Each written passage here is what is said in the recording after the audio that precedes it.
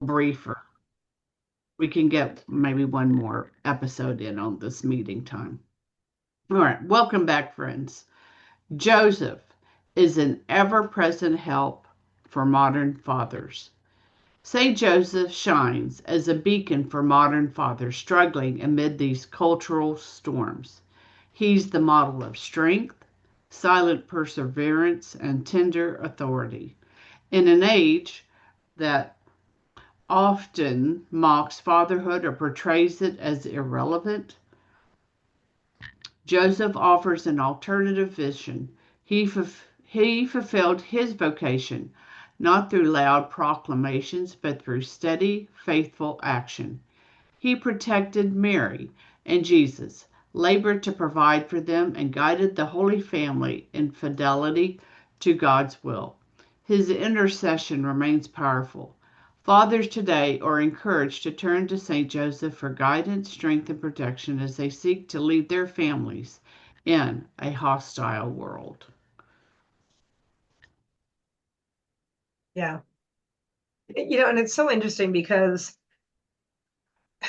when you think about this model that Joseph is and what he provides for us, it is almost entirely a model of action, which I think really speaks to the soul of a man, right? It's not what Joseph says at all, because I don't think Joseph says anything. At least nothing recorded. And certainly I'm sure that he had numerous conversations with the Blessed Mother and with Jesus, right? I mean, but none of them are recorded.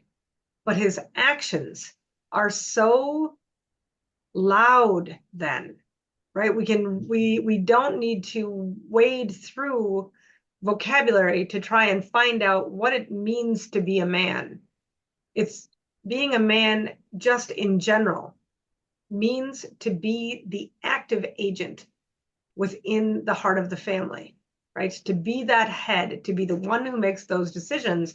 And then not only to make those decisions, but to bear the full weight and consequences that come with those decisions. And, there's a profundity there, which I think for men who are willing to engage with the scripture, I think that they all prefer less talk and more action. So for those of us who are women, maybe we want a little bit more explanation, or maybe we want a little bit more well-rounded personality, or whatever it is that we think that we would need for that quote unquote nurturing or that relational element. But I don't think that that's necessarily the case for a man who's going to engage with Saint Joseph. I think seeing what he does is sufficient to for the man. Seeing what he does is sufficient for them to know the man. Exactly right. And I think that that is a masculine trait.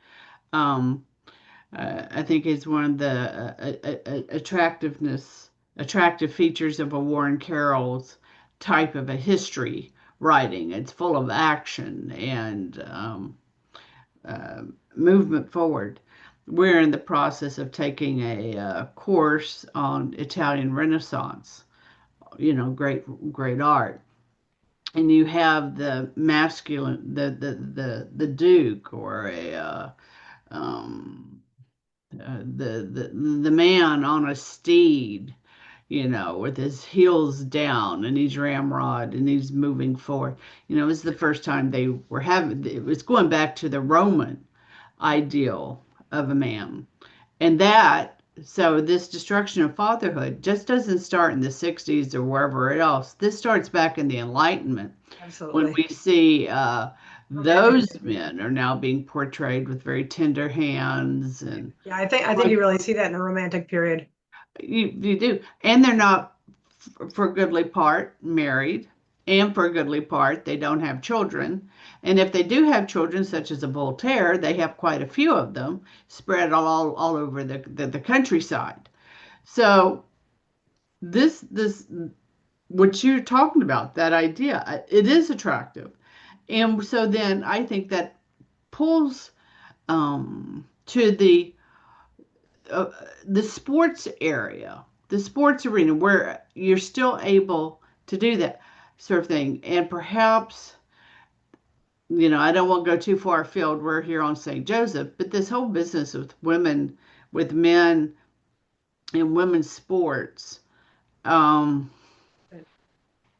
it is mixed up Right. with Well, I our think that you're seeing distortion. that the wholesale loss of authentic masculinity and femininity, right? I mean, and we've seen it, and really, I would say that there has been a deconstruction that has been going on since the Enlightenment, right?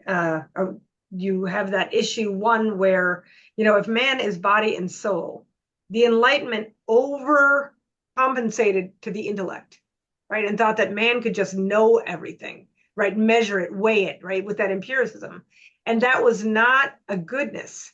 And then you had that overreaction of the Romantic period, which then said, oh, no, no, no, man must emote about everything, right? And we've been left now with those two fighting elements, but then bring it to our century with the addition now of the birth control pill, right? Which destroyed woman in her ecology, and as a result of destroying woman in her ecology with synthetic hormones, you had a wholesale, like already everything is topsy turvy in the relationship of what it means to be man and what it means to be women. And then you throw in that pharmacological drama and look at the aftermath it's been destruction wholesale. Oh, There's no area in the world that has not been impacted by these forces, which have not worked at all to the good. that's exactly right. All right, friends. Now, I don't know how many episodes we're in, but now we'll finally get to the litany, or at least we'll start talking about it properly. But we all need a refresher. We all need a context. We all need to kind of step out and set this in where we at. Because we too are the frog in the boiling water, if you will. And it's, we have to, what does the church teach? What does she say? Where have we been? That sort of thing. Not to stay there, but to have a little bit of humility with this, right? To have some humility and to know which way we're going to go forward. Till the next time, Fides et Ratio. Okay.